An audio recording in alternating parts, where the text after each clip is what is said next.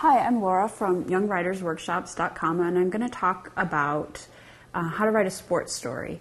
You want to begin by thinking about where the story is going to be published. If it's going to be published, you might want to think about who your audience is, who you're writing about. If you're writing for really knowledgeable sports readers, you might have a different tone than if you're writing for young children or people who aren't very aware of the latest news in sports.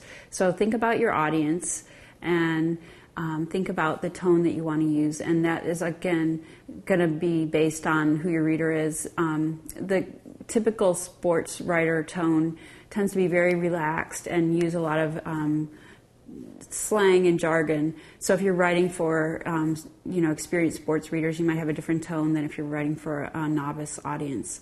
So observe some of the forms of sports writing, emulate the ones that you really admire and feel like you want to try to be more like. So always be aware of what's out there and use those as models.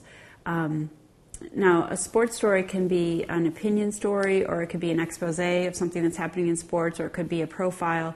So follow the formats that you've seen before, and be sure to include a lot of interviews or expert quotes, because in the world of sports, you want to include expert thought. You don't want to make things up. You want to include what's already out there, and be sure to quote properly the people that you do interview.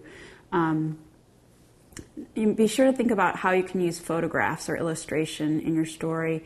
A sports story can have a lot of action shots, so think about where you'll get these photographs and how to use them in the story, how to use them to make your story more interesting, to really highlight a point, or if it's a profile, use a shot of a person, the star that you're interviewing, that really shows off their capabilities.